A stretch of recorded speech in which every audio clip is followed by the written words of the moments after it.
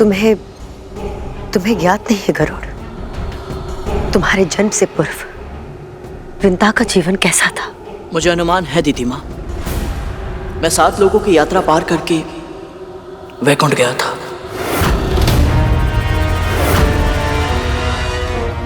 क्या तुमने 7 लोग की यात्रा कर ली? कैसे की तुमने?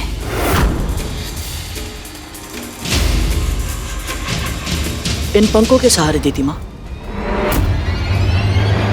मैं उड़कर गया।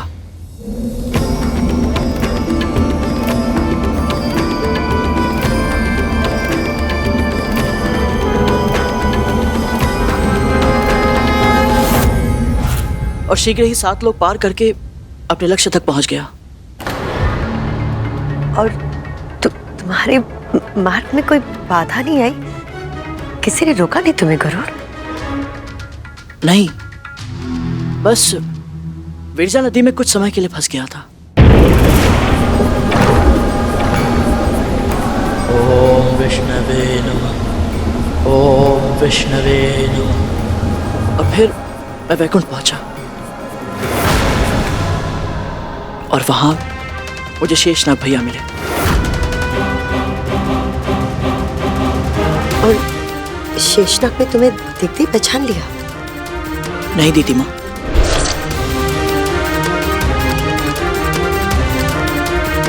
पर जब पहचाना तो हृदय से लगा लिया।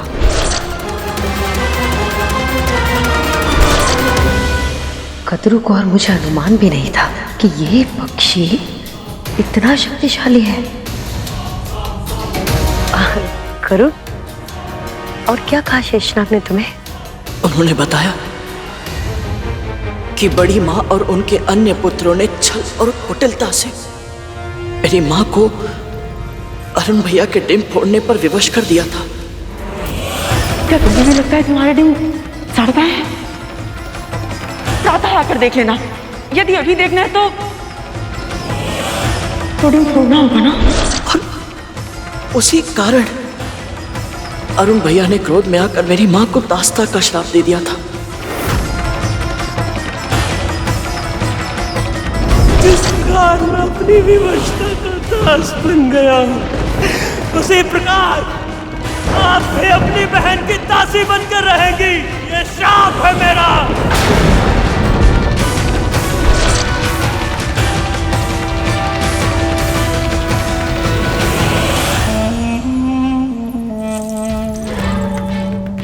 गरुड़ को कतरू के उसके पुत्रों का सत्य पता चल चुका है। अब इसे मूर्ख बनाना संभव नहीं है। यदि मुझे स्वयं को और अपने पुत्रों को उसके क्रोध से बचाना है तो मुझे सब कुछ वैसा ही बताना पड़ेगा जैसा सच में हुआ था।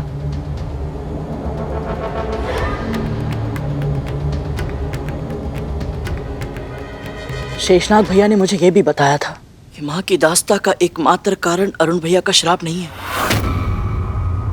माँ आज जिस स्थिति में है उन्हें वहां तक पहुंचाने में बड़ी माँ ने बहुत महत्वपूर्ण भूमिका निभाई थी। ये सत्य है। अरुण के जन्म के बाद तुम्हारी माँ बहुत दुखी रहती थी। उस दुख के अनुभव से लगभग अर्धमृत हो चुकी थी वो, मानो जैसे कोई पत्थर। मुझे ठीक से स्मरण नहीं है दीदी माँ, पर कभी कभी ऐसा लगता है डिम में होकर भी मैं माँ की उपस्थिति का अनुभव कर पाता था। जब भी वो मेरे पास आती थी मुझे उनका आभास होता था।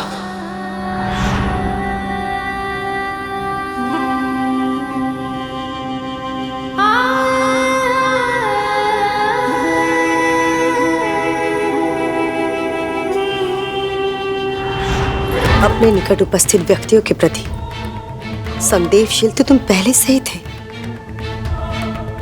उस वक्त तुम्हारी माँ अपने दुखों के पहाड़ों के नीचे दबकर नसुद्बुद्ध खो चुकी थी।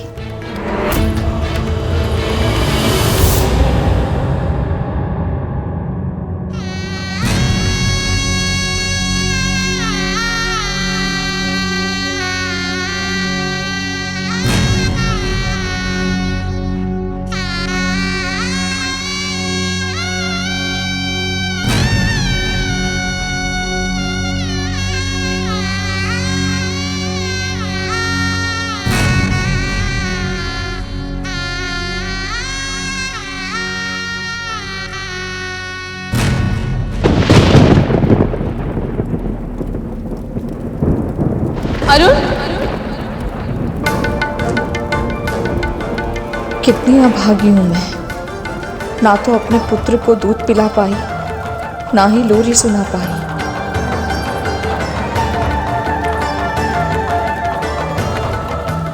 और वो भी तो इतनी सी उम्र में अपने घर से, अपनी माँ से इतना दूर है। कौन ध्यान रखता होगा उसका?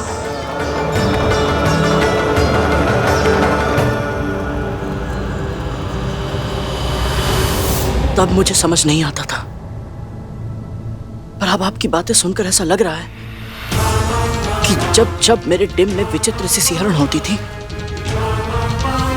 अवश्य ही बड़ी माँ मेरे आसपास होती होंगी। दुखद है, पर यही सत्य है गरुड़। जो और उनके साथ अनहोनी हुई, उसके बाद तो कदरू ने जैसे दूरियां ही बना ली थी। पर दिन बर दिन तुम्हारे डिम को बढ़ता हुआ देखकर कदरू को चिंता होने लगी। और फिर एक दिन, देखिए माँ, हम आपके लिए क्या लाए।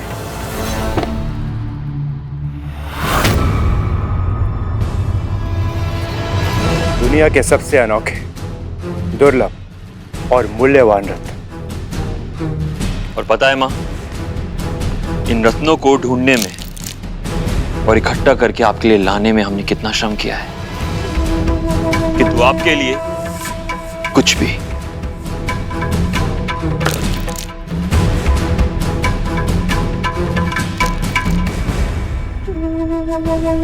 इतनी छोटी कैसे हो सकती है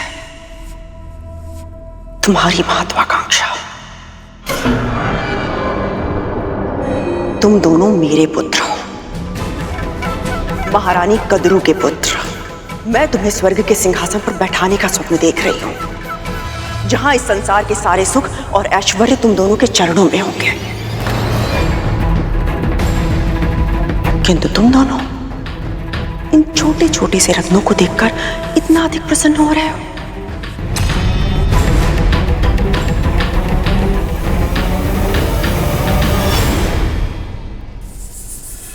विंता के पुत्र को इंद्र से अधिक शक्तिशाली होने का वरदान मिला था, पर कोई भी वरदान मेरे स्वप्न को सत्य में परिवर्तित करने से नहीं रोक सकता। इस समस्त ब्रह्मांड पर राज करेंगे मेरे पुत्र, महारानी कदरू के पुत्र।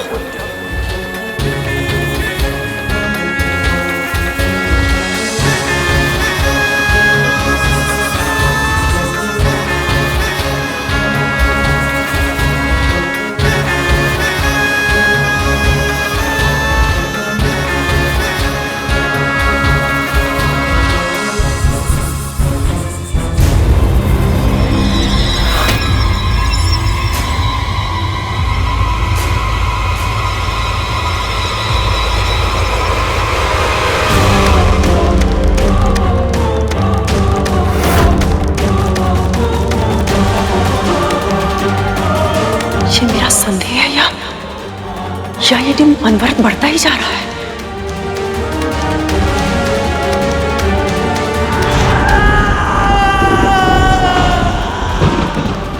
अर्थ विकसित विकलांग है, फिर भी कितना शक्तिशाली है ये बालक कि इसके प्रकाश से पूरा आकाश लाल हो गया है।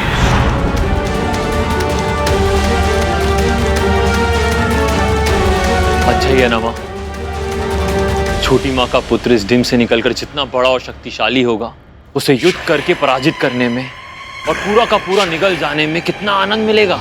मूर्खों की तरह बात करना बंद करो कालिया। किसी योद्धा की सबसे बड़ी कमी क्या होती है जानते हो? अपने शत्रु की क्षमता को स्वयं से कम आंकना।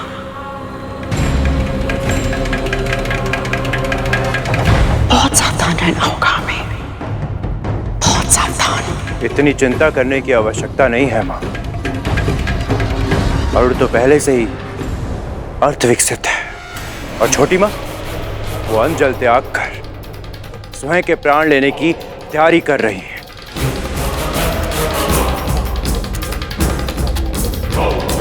और जब ये पैदा होगा तो हम इसका वध कर देंगे। यदि नहीं कर पाए तो?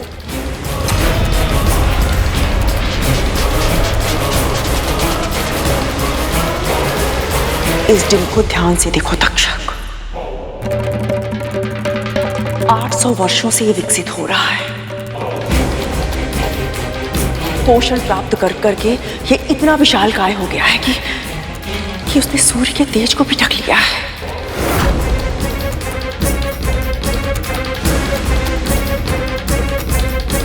धरती के महानतम ऋषियों ने इसके जन्म से पूर्व भविष्यवाणी की थी कि इसके तन में अद्भुत शक्ति होगी और इसके भाग्य में अभूतपूर्व सफलता।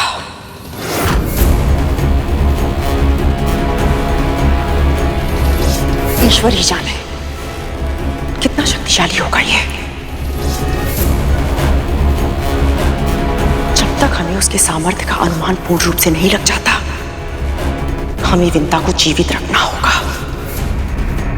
केवल विंता ही है जो अपनी संतान को नियंत्रित करेगी,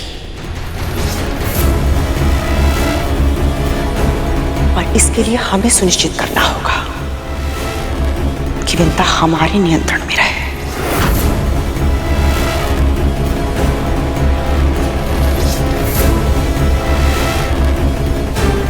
अद्भुत, आपकी दूरदृष्टि अद्भुत है माँ। आपकी चालों का उत्तर ना ही छोटी माँ के पास है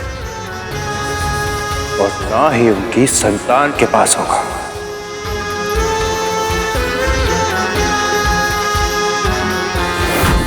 जब कदरू ने विंता की देह की शक्ति देखी, उसी क्षण उसने तय कर लिया कि उसे कुछ भी करके विंता को अपने नियंत्रण में कर लेना होगा।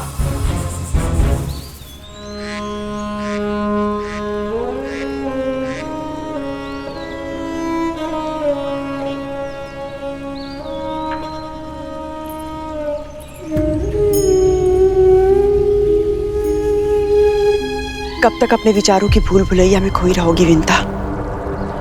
चलो, कितना समय हो गया, हमने साथ में संध्या आरती नहीं की। मेरा मन नहीं है दीदी। मन नहीं है तो बनाओ विंता। अपने प्रभु विष्णु को प्रतीक्षा करवाओगी क्या? चलो।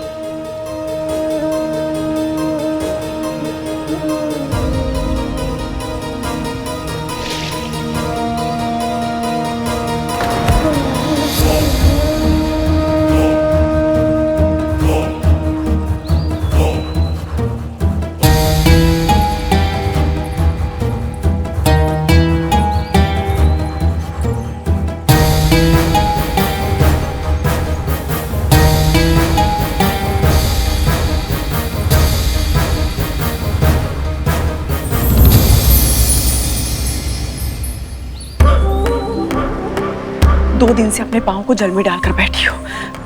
देखो कैसे सुन्न पड़ गए हैं, जैसे जैसे उनमें प्राण ही नहीं है।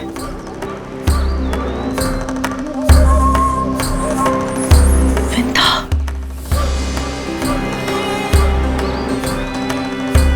अरुण के तो पाँव भी नहीं है दीदी।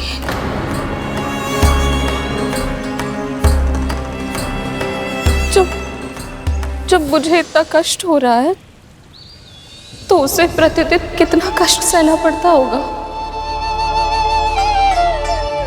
मेरे कारण मेरे पुत्र का जन्म अर्धविकसित परिस्थिति में हुआ और अब वो मुझसे इतना दूर चला गया है कि मैं उसका पालन पोषण भी नहीं कर सकती। दीदी, वो अकेले सब कुछ कैसे संभालता होगा? उसे भूख लगती होगी तो उसे भोजन कौन देता होगा? 2 घूंट पाने के लिए उसे कितना प्रयत्न करना पड़ता होगा ना। मुझे क्षमा कर देना विंता। आज तक स्वीकार नहीं करना चाहती थी, किंतु सत्य तो यही है ना कि जो कुछ भी हुआ उसके लिए दोषी मैं हूं। यदि मैं तुमसे नहीं कहती कि मैं 500 वर्षों तक डिम के फूटने की प्रतीक्षा नहीं करूंगी तो अवश्य तुम अपना डिम नहीं फूटती ना।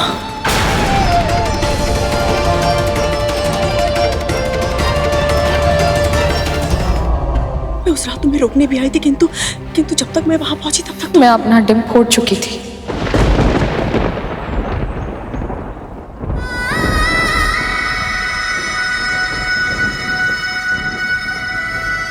आपने तो केवल कहा था दीदी, किया तो मैंने था। अरुण के जाने के बाद स्वामी ने भी मुझसे यही कहा था कि मैं आपको क्षमा कर दूं।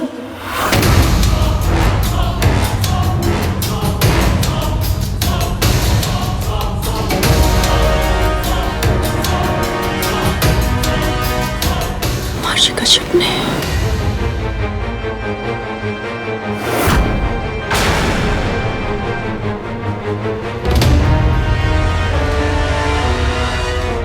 और अब मैं आपसे भी वही कहूंगी जो मैंने उनसे कहा था। यदि किसी के कहने में आकर हम कुछ अनुचित कर जाते हैं तो दोष कहने वाले का नहीं होता, हमारा होता है, क्योंकि हमने अपने विवेक का उपयोग नहीं किया। इसलिए क्षमा का तो प्रश्न ही नहीं उठता दीदी। दोष मेरा है क्योंकि दायित्व मेरा था। ये पाप मैंने किया है और इस पाप के लिए मैं स्वयं को जितना दंड दूं उतना कम है। स्वयं के साथ और उससे अधिक अपने अजन्मे पुत्र के साथ तुम अत्याचार कर रही हो विंता। हम दोनों माँ हैं विंता, और माँओं को अपने पुत्रों के लिए, अपनी संतानों के लिए स्वयं को संभालना ही पड़ता है। तुम्हारा तन और मन स्वस्थ होगा तभी तो तुम अपने होने वाले पुत्र का ध्यान रख पाओगी। देखो कितनी शीघ्र कितना बड़ा हो गया वो।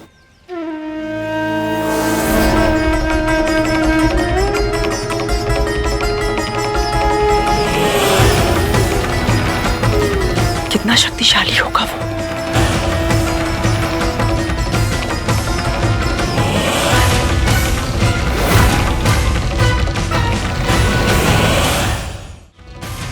जब शक्ति अधिक हो तो उसे सजोने का, संवारने का उत्तरदायित्व भी अधिक होता है। शक्तिशाली तो वो सबके आशीर्वाद से बनेगा, किंतु उसे उत्तरदायी बनाना तुम्हारा कर्तव्य है, ताकि उस शक्ति का अनुचित उपयोग ना हो। ना वो क्रोधी बने, ना वो दंभी बने। इसलिए तुम्हें उसे नियंत्रित करना होगा, है ना?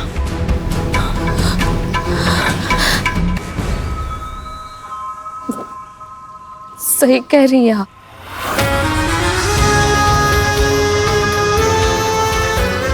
मैं चाहती थी मेरा पुत्र अपने माता पिता का सम्मान करे, उनके संस्कार सीखे, पर उससे पहले मुझे योग्य बनना होगा, क्योंकि संतान अपने माता पिता को जैसा व्यवहार करते देखती है वही सीखती है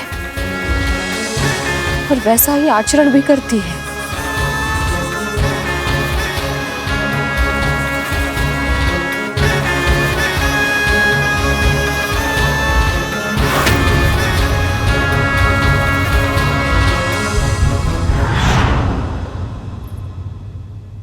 इस तरह से विंता को समझने के बाद कद्रू का व्यवहार विंता के प्रति अच्छा हो गया था।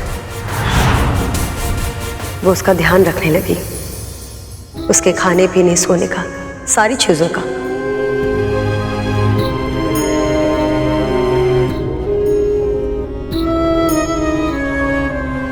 विंता का स्वास्थ्य भी अच्छा होने लगा था, परंतु उसका मन अभी भी अरुण के लिए विचलित था। सब ठीक हो जाएगा विंता,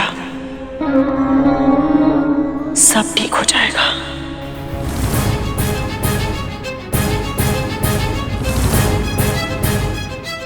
सब ठीक तो होना ही है, क्योंकि पहले मैं तुझे समझा बुझाकर स्वस्थ करके अपने नियंत्रण में लूंगी और फिर तेरे माध्यम से तेरे दूसरे पुत्र को नियंत्रित करूंगी। अब वो दिन दूर नहीं जब मेरी महत्वाकांक्षा के आकाश में मेरे पुत्र सूर्य बनकर उदित होंगे और सारे संसार पर छा जाएंगे।